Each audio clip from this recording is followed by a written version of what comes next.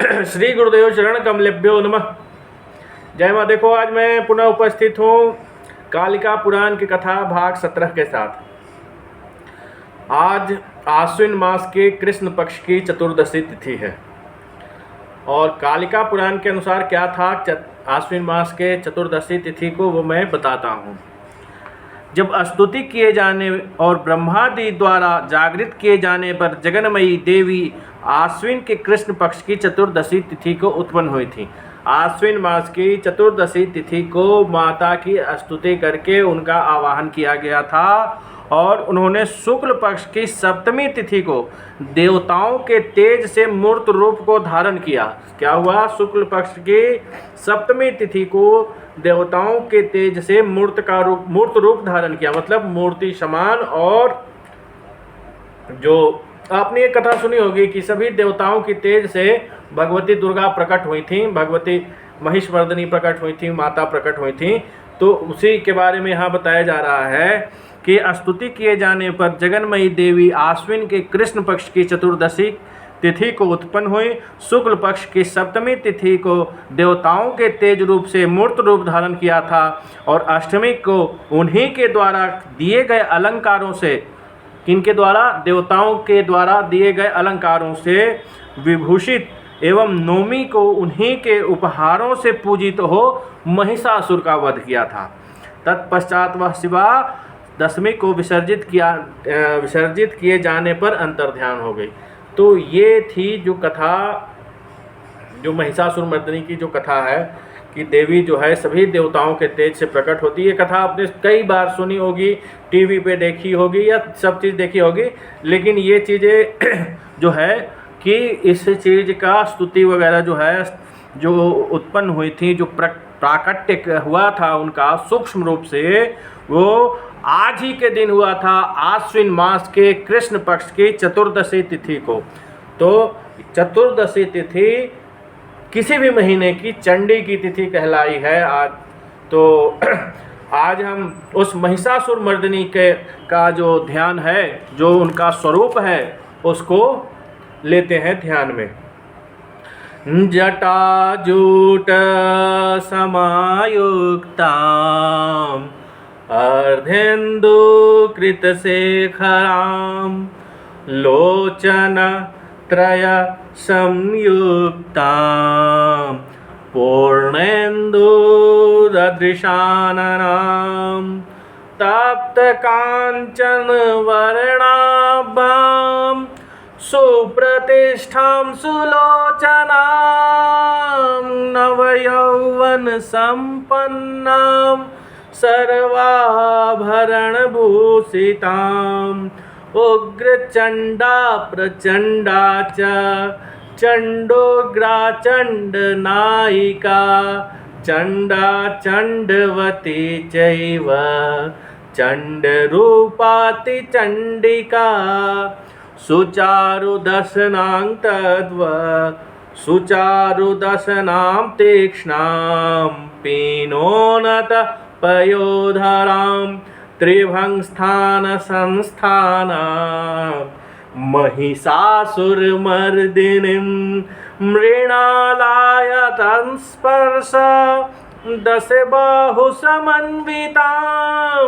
त्रिशूलं दक्षिणे देयं खड्गं चक्रं समादधा उग्रचण्डा प्रचण्डा च चण्डोग्रा चण्डनायिका चण्डा चण्डवती चैव चण्डरूपाति चण्डिका। देखो, ये बड़ी स्तुति है। इस स्तुति को मैंने पहले भी अपने फेसबुक वॉल पे शेयर किया है पूरा गा करके, लेकिन ये अब इस स्तुति को पूरा ही चलाएंगे। अब जो भी अगले आने वाले दिन होंगे उसके बाद से, यहाँ के बाद से अगली 4 लाइनें 8 लाइनें लेंगे, उसके बाद इसको पूरा सुनाएंगे और इसका पूरा अर्थ भी हिंदी में बताऊंगा। इसका अर्थ आपको आसानी से उपलब्ध नहीं है, कालिका पुराण में इसका अर्थ है वो इस प्रकार है। महिषासुर मर्दिनी का स्वरूप किस प्रकार का है वो यहाँ बताया गया है। वो देवी जटाजूट धारण किए हुए हैं तथा उनके मस्तक पर अर्धचंद्र विराजमान है। वे 3 नेत्रों से युक्त, उनका मुख पूर्ण चंद्रमा के समान प्रसन्न है। वो तपे हुए सोने की रंग की आभा वाली हैं, सुंदर ढंग से प्रतिष्ठित, सुंदर नेत्रों वाली, नवयौवन नई युवावस्था से युक्त हैं, सभी प्रकार के आभूषणों से सुशोभित हैं। वे सुंदर किंतु तेज दांतों वाली, पुष्ट और उठे हुए स्तनों से सुशोभित हैं। वे महिषासुर का मर्दन करने वाली देवी 3 स्थानों पैर कटी ग्रीवा से झुकी हुई स्थित हैं। उन्होंने कमल नाल के समान कोमल स्पर्श वाली अपनी 10 विशाल भुजाओं में क्रमशः दक्षिण और नीचे में क्रमशः त्रिशूल, खड्ग, चक्र, तेज मान शक्ति धारण कर रखा है। बाईं और ऊपर से नीचे क्रमशः खेटक, तना हुआ धनुष, पास, अंकुश, घंटा, परशु भी धारण किया हुआ। उन देवी का निचले भाग में सिरविहीन महिषासुर को दिखाना चाहिए। इस तरीके से महिषासुर मर्दिनी का यह जो स्वरूप है वो मैंने आपको बताया। अब इसके आगे की जो स्तुति है वो मैं कल करूँगा, परसों करूँगा, जब भी नई वीडियो आएगी तो इसके बारे में मैं बताऊँगा। देखो हम लोग कहाँ थे, हम महामाया कल्प पर थे और हमने बताया कि किस तरह से महामाया वैष्णवी की पूजा का उपदेश भगवान शिव ने बैताल और भैरव को दिया था कि इस तरीके से तुम पूजन करो और किस तरह से अंतर्याग करो, किस तरह से बहिर्याग करो।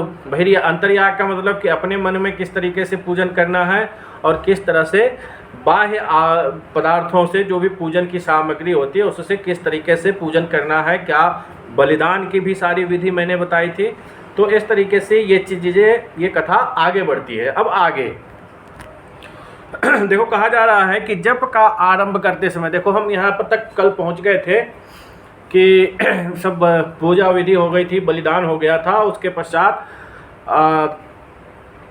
ध्यान आदि करते हुए और जप के पास पहुंच गए थे कि अब जप कैसे करना है।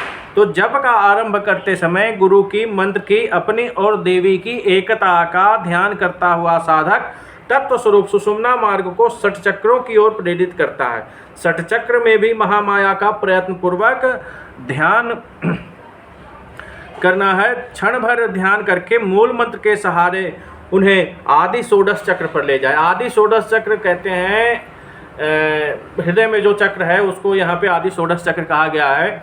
मतलब ऐसे भी आप लोगों ने सुना होगा कि भगवान का ध्यान जो है हृदय में करना चाहिए, तो उसी तरीके से यहाँ कहा जा रहा है कि महामाया का जो ध्यान है आदि षोडश चक्र की ओर ले जाए। तब आदि षोडश चक्र में स्थित साधक की कामना पूर्ति रूपी आनंद देने वाली देवी का चिंतन करते हुए साधक अपने जप कार्य को प्रारंभ करे। मनुष्य का शरीर, अब देखो यहाँ से ना हमारे चक्रों के बारे में बताया जा रहा है, तो इसको थोड़ा मैं बताता हूँ। मनुष्य का शरीर इड़ा, पिंगला, सुषुम्ना नामक 3 नाड़ियों के अंतिम छोर भवों के ऊपर बताया गया है। यहाँ आज्ञा चक्र पे वह स्थान 4 अंगुल विस्तार का बना हुआ षटकोण की आकृति का तिराहा है जो लाल रंग का है तथा जिसे योग जान से जानने वाले लोग आज्ञा चक्र कहते हैं। उसके बाद मनुष्य के कंठ में, यहाँ आज्ञा चक्र हो गया, कंठ में सुषुम्ना, इड़ा, पिंगला नामक 3 नाड़ियों की कुंडली सी बनती हैं। कुंडली सी मतलब जैसे सर्पाकार जैसी चीज़ें होती हैं, कुंडली सी बनती है जो षटकोण की आकृति और 6 अंगुल विस्तार की होती है। कंठ के मध्य में स्थित इस षटकोण को षटचक्र कहते हैं तथा इसका रंग श्वेत होता है। यहाँ पे लाल रंग हो गया, यहाँ पे श्वेत रंग हो गया। इसे षटचक्र कहते हैं या इसको और भी चीज़ें कहते हैं। देखो यहाँ कालिका पुराण में जो चीज़ें बताई गई हैं मैं उसके बारे में बता रहा हूँ, और यहाँ पे उसको विशुद्धि भी कई जगह कहा गया है, तो जो यहाँ कहा जा रहा है मैं उसी की बात कर रहा हूँ।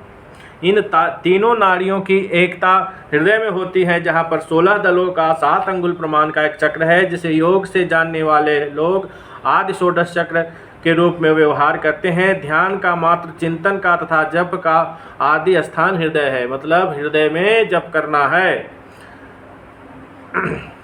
जप के आरंभ के में साधक प्रयत्न पूर्वक जप माला को मंडल के भीतर स्थापित या अपने दाहिने हाथ में ग्रहण करके जल से उसका अभिसिंचन करके पूजन करे। उसके बाद ओम माले भव मंत्र का प्रयोग करके पूजा आदि करे। और उसके बाद देखो दुर्गा सप्तशती बाँचने वाले लोग कहने, दुर्गा सप्तशती का पाठ करने वाले लोग इस मंत्र से भली भांति वाकिफ होंगे। ओम माँ माले महामाये सरस्वती स्वरूपिणी। तो ये मंत्र यहाँ बोल करके माला का पूजा इत्यादि किया जाता है। और उसके बाद दाहिने हाथ की मध्यमा अंगुली के मध्य भाग में ग्रहण करें और जिसमें तर्जनी और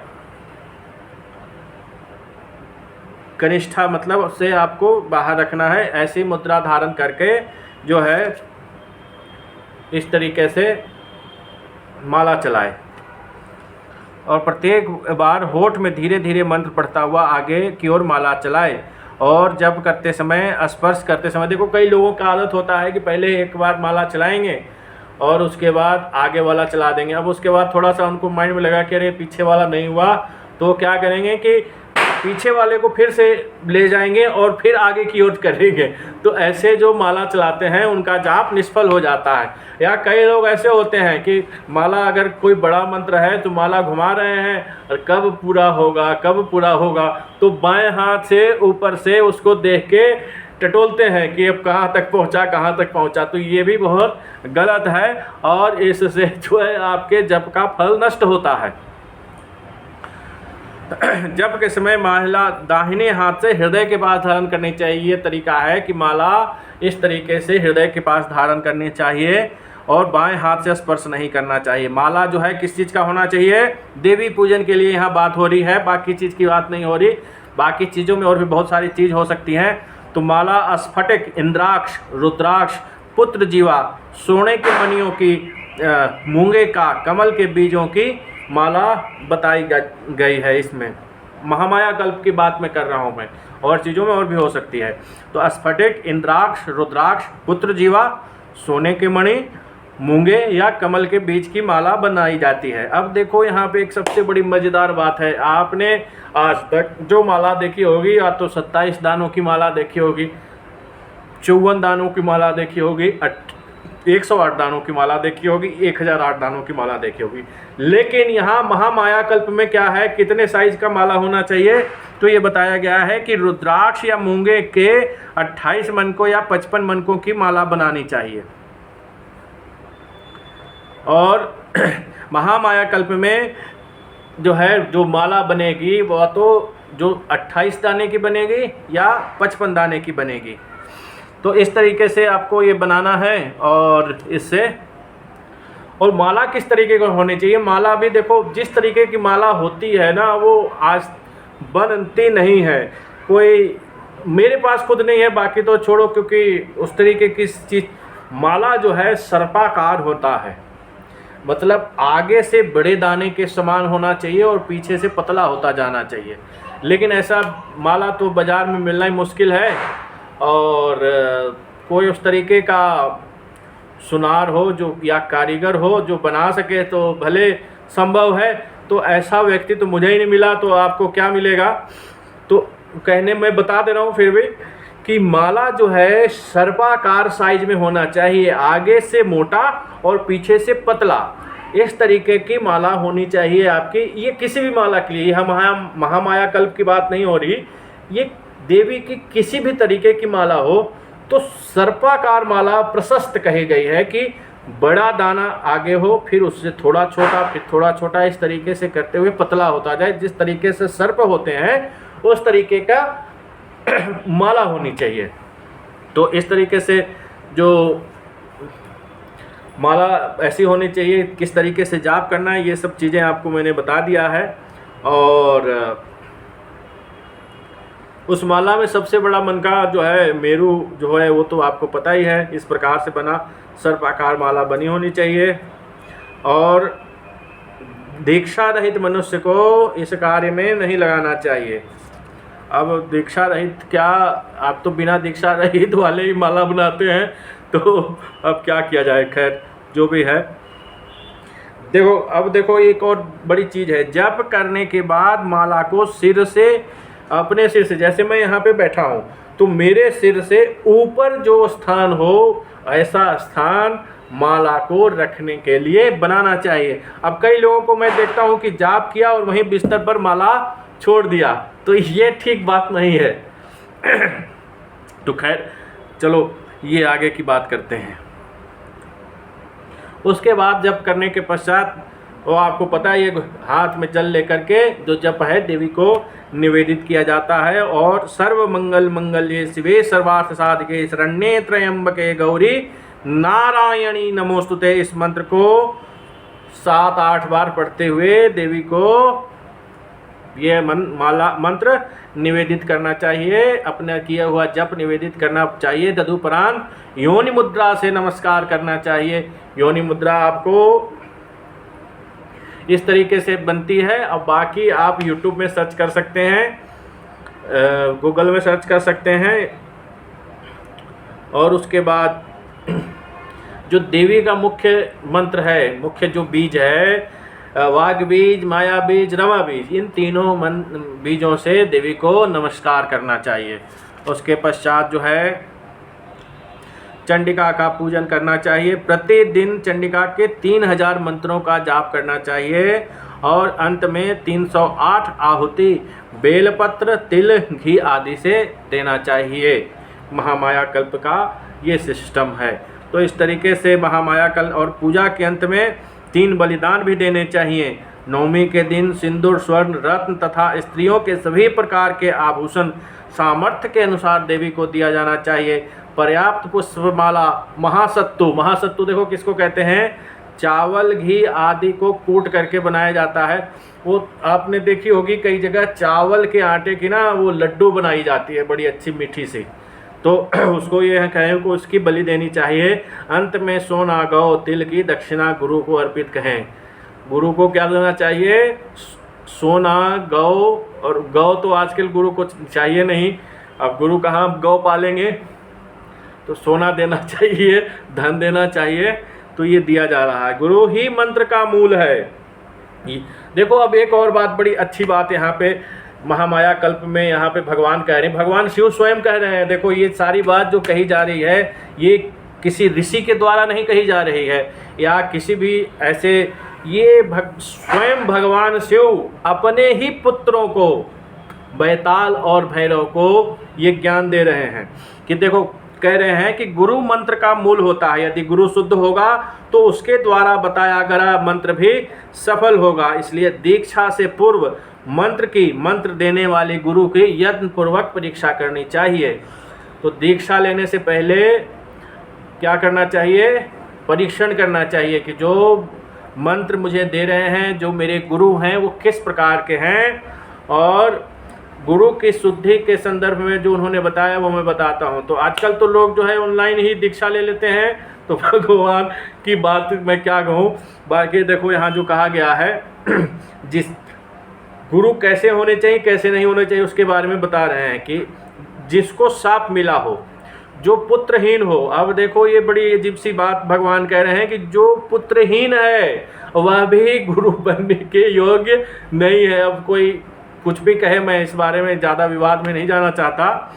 भगवान शिव स्वयं करें जिसे साप मिला हो, जो पुत्रहीन हो, जो दोषी हो, जो पाप युक्त हो, जो जुआरी हो, जो क्रिया रहित हो, जो धार्मिक विधानों को न जानने वाला हो, बौना हो, अपने गुरु की निंदा करने वाला हो, सदैव ईर्ष्यायुक्त रहे, ऐसे गुरु को मंत्र ग्रहण की दृष्टि से त्याग देना चाहिए। यह भगवान शिव का वाक्य है। यह भगवान शिव स्वयं अपने पुत्र बैताल और भैरव को कह रहे हैं। तो इस तरीके से उसके बाद देखो कह रहे हैं कि दृष्टता से, क्रोध से, मोह से, गुरु की बिना सम्मति से, धोखे से, गुरु के मुख से या पद्धतियों को देख करके मंत्र नहीं ग्रहण करना चाहिए। अभी एक हमारे साथ भी एक घटना हुई थी, हमने कहीं पे ब्रह्मास्त्र माला का प्रयोग किया। अब ब्रह्मास्त्र माला का प्रयोग करते हमारे एक शिष्य ने देख लिया, अब जो है उसने भी ब्रह्मास्त्र माला का प्रयोग करने की सोची। तो खैर उसके साथ जो हुआ मैं ज़्यादा नहीं जाना चाहता। वह मंत्र चुराया हुआ माना जाता है और इस पाप के कारण वह मनुष्य 3 मनवंतरों तक नरक में निवास करता है, ये भगवान शिव कह रहे हैं। और फिर पाप योनियों में जन्म लेता है। जिस प्रकार उत्तम बीज जंगल में नहीं बोना चाहिए, उसी प्रकार मंत्र भी दुष्ट, क्रूर, भक्तिहीन, मूर्ख, धोखेबाज, पापी व्यक्ति को नहीं देना चाहिए। 1,00,000 मंत्र के जप के द्वारा साधक अपनी कामनाओं की पूर्ति के लिए पुरस्चरण करो, इससे पापों का नाश होता है। पहला जो पुरस्चरण है, पापों का नाश होता है। हे नरों में श्रेष्ठ, दोनों प्रतिदिन प्रातः, मध्याह्न और सायंकाल तीनों संध्याओं के समय बीज मंत्रों के समूह मंत्र का 2,00,000 की संख्या में जप करने पर मनुष्य कवि, वक्ता, पंडित तथा यशस्वी होता है। हे साधकों में श्रेष्ठ, साधक के लिए उत्तम पूजा स्थान चुनो। जहाँ निर्जन में साधक फल, पत्र, पुष्प, जल से जो भी पूजा करता है, देवी स्वयं वह ग्रहण करती है। पूजा में शिला या वेदी जो निर्जन स्थान में बनी हो उत्तम बताई गई हैं। सभी जपों में उपांशु मौन जप उत्तम कहा गया है। अपवित्र अवस्था में कभी भी महामाया का पूजन नहीं करना चाहिए। हाँ, भक्ति से युक्त मनुष्य को उनका स्मरण कर सकते हैं, लेकिन पूजा नहीं करना चाहिए। दांत से खून बहता हो तो स्मरण नहीं करना चाहिए। ऐसी दशा में मंत्र को जाप करने वाला नरक में जाता है। घुटने के ऊपर यदि कोई चोट लगी हो तो नित्य कर्म भी नहीं करना चाहिए। जब घुटने के नीचे खून बह रहा हो तो उस समय नैमित्तिक प्रयोजन कर्म मतलब काम में प्रयोग भी नहीं करना चाहिए। हाँ, भक्ति भाव वाली जो निष्काम प्रयोग है वो कर सकते हैं। सूतक में, क्षौर कर्म में, मैथुन की अवस्था में, डकार आने पर, कय होने पर मतलब उल्टी होने पर कर्मों का त्याग करना चाहिए। जब खाया हुआ पदार्थ पचा न हो, जन्म मरण का अशौच हो मतलब किसी की मृत्यु हो जाए परिवार में, अशौच हो, उस समय या कुछ खाते हुए नित्य कर्म नहीं करना चाहिए। किंतु पत्ते, फूल, तांबुल औषधि के रूप में मतलब दवाई के रूप में आप अगर कोई चीज़ ले रहे हैं तो वो चल सकता है। उसके अलावा जल भी नहीं लेना चाहिए। तो ये सारी विशेष करके महामाया कल्प में किस तरीके से किया जा रहा है और बताया जा रहा है। देखो, कई बार जो है आजकल मैं बड़ा वो देखता हूँ कि किसी की मृत्यु हो गई तो बस श्राद्ध आदि हुआ 3-4, और आजकल तो श्राद्ध भी 3-4 दिन में ही निपटा डालते हैं लोग और 5वें दिन से पूजा शुरू करते हैं। तो देखो क्या कहा जा रहा है कि देवी के पूजा में यदि किसी के माता पिता मर गए हों तो उसे मन से भी वर्ष पर्यंत तक देवी पूजा में देवी को नमस्कार करना चाहिए, भक्ति करनी चाहिए, पूजन में नहीं सम्मिलित होना चाहिए। या उसके अलावा अपने गुरु महागुरु की मृत्यु के बाद भी कोई काम में प्रयोग, ऋत्विक कर्म, ब्रह्म ज्ञान, दैव यज्ञ या श्राद्ध आदि कर्म को भी नहीं करना चाहिए। हे भैरव, अपने गुरु पर लांछन लगाकर या किसी ब्राह्मण पर हाथ से प्रहार कर या वीर्यपात हो जाने पर नित्य कर्म नहीं करना चाहिए। आसन या अर्घ्य पात्र के टूट जाने पर भी नित्य कर्म नहीं करना चाहिए। कीड़ा युक्त स्थान स्वच्छ किया गया हो तो भी वहाँ नहीं करना चाहिए। इस तरीके से ये सारी चीज़ों में बताया जा रहा है। सभी दिशाओं में उत्तर दिशा शिवा को प्रसन्न करने वाला मतलब भगवती को प्रसन्न करने वाला है। सदैव उसी मुँह में बैठकर पूजन करना चाहिए। कीड़े लगे, टूटे पुराने पड़े, मिट्टी में मिले केस लगे, चूहों द्वारा कुतरे पुष्प त्याग देने चाहिए। देखो क्या है कि आजकल तो बाज़ार में जाओ ना तो अब जैसे सीजन का समय होगा तो बहुत फ्रेश फूल तो मिलता नहीं है, नहीं मिलता तो मत लो, वो ज़्यादा बढ़िया है। लेकिन सड़े गले फूल से देवी देवताओं का पूजन नहीं करना चाहिए। दूसरों से मांगी गई पराई, बासी, अंत्यजों, धुली एवं रची पैरों से कुचली वस्तुओं का पूजन में परित्याग कर देना चाहिए।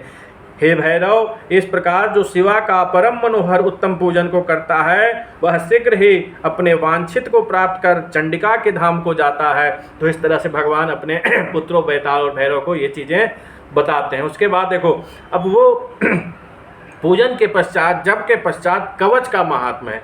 तो महामाया कल्प के में जो कवच हैं उसके बारे में भगवान बता रहे हैं। देखो, किसी भी पुरस्चरण में कवच का बहुत बड़ा योगदान होता है। हर व्यक्ति को कवच करना पड़ता है पुरस्चरण के दौरान, तो कवच करना चाहिए। वैसे तो बहुत कई अंग बताए गए हैं पुरस्चरण में, लेकिन यहाँ पे जो महामाया कल्प में भगवान जो इनको बता रहे हैं तो वो ये कह रहे हैं कि कवच भी करना है महामाया कल्प में। और कवच किस प्रकार का है वो ये बता रहे हैं। देखो, वैष्णवी तंत्र में पहला वर्ण कवच, तत्पश्चात योगिनी कवच, तब दैवोग कवच, तब देवी दिक् कवच, तदंतर द्वितीयांत अवयव कवच, पार्श्व कवच, षड्वर्ण कवच और अंतिम सब जगह रक्षा करने में निरत अभेद्य कवच। इस प्रकार के भगवान शिव जो हैं 8 कवच बेताल और भैरव को बताते हैं।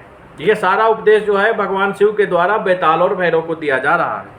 जो उत्तम पुरुष उपरयुक्त 8 कवचों को जानता है वह महादेवी महामाया की शक्ति से युक्त स्वयं मैं ही हूँ, अर्थात मेरा ही स्वरूप हो जाता है, अर्थात वह शिवोहम की स्थिति में पहुँचता है। ये भगवान शिव कह रहे हैं कि मेरा ही स्वरूप वह होने लगता है। तो इस प्रकार से देखो कवच बहुत सारे हैं, तो सबसे छोटा कवच है वो मैं आप लोगों को सुनाता हूँ और उसका अर्थ भी बताता हूँ।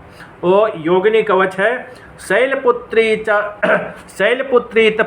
पूर्वस्याम आग्नेयांग पातु चंडिका, चंद्रघंटा पातु याम्या, यम भीति विवर्धनी नैऋत्ये तत्कुष्मांडा पातु माँ जगदांग प्रसु, स्कंद माता पश्चिमायांग मां रक्षतु सदैव ही, कात्यायनी तु वायव्य पातु लोकेश्वरी सदा, कालरात्रि तु कौबेर्याम सदा रक्षतु माँ स्वयं, महागौरी तथैशान्याम सततं पातु पावनी।